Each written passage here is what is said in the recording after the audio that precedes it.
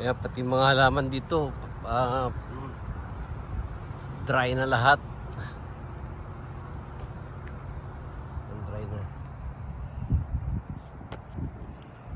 Dry na. Ayan yung lake, Ontario Lake.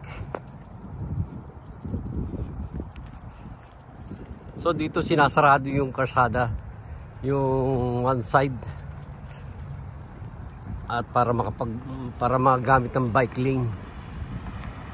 Imagine yung sarado. Yan. Yan mga kapatid, ayan po, makikita niyo po. Yan, yan lake po yan. So kahit na malamig, marami nagja-jogging. Kailangan po, buti nga po bright ang araw ngayon. Maganda.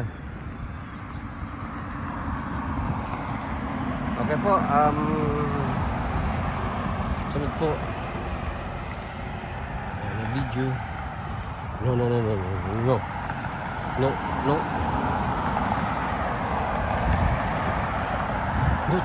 Don't try.